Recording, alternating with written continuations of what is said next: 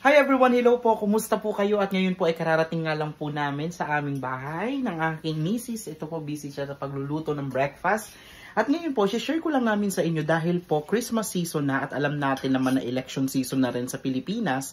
At alam nyo sunod-sunod na po ang mga ayuda, at saka po mga Christmas packages galing po sa ating mga government or ganun din po sa mga private organizations at sa ating mga companies na nagbibigay na for sure ng mga ham at mga kung ano-ano pang mga Christmas baskets dyan po sa Pilipinas. At speaking of mga Christmas packages, mga food distributions, andito na po kami at nagbabalik po kami sa aming ayuda serye dito po sa Florida, America. So dito nga po, tingnan nyo naman po ang aming kitchen at nandito na po ang iba't iba po nating mga nakuha po sa food distribution kanina. Kung dyan po sa atin ay seasonal, ganun din ang mga ayuda dito po tuwing Sabado, parang laging Pasko. Halika po, samahan niyo po ako sa atin pong pagtingin at pagsulya po sa ating mga nakuha po sa ating food distribution. Come on! Ayan po, simulan po natin po sa 4 po na whole young chicken. Yan po, ready to cook po yan. 4 po yan, frozen na frozen.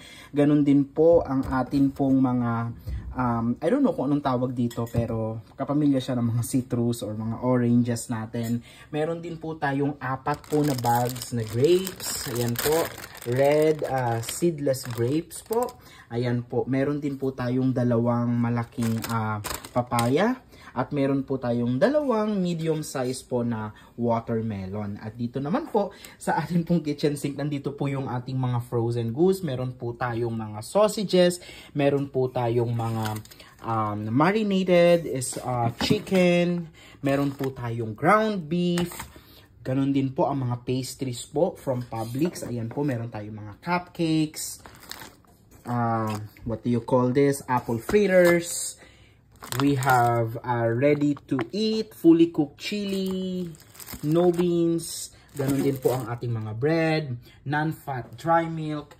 Meron tayong 3 bags of potatoes, mga dried date pieces.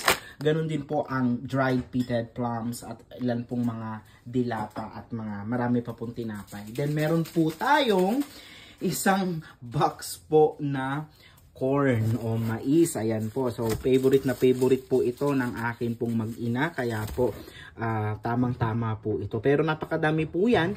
So, pwede po natin yung i-share din po sa atin pong mga kapitbahay at mga kapwa Pinoy.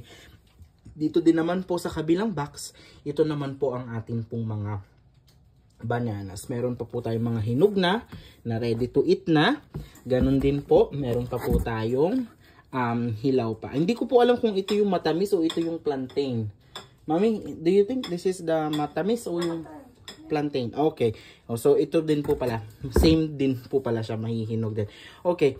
Kasi po, dito kasi kaya ako natanong, ang mga saba po kasi na niluluto dito, ito, yung para din po siyang matamis. Pero ito po yung, kung sa atin, ito po yung parang saba na niluluto, nilalaga natin.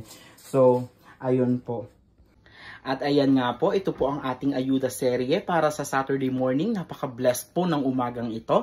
At maraming pong salamat sa Restoration Bridge International para po sa mga groceries na ito tuwing Sabado. Maraming pong salamat. Team Bibal, see you next time!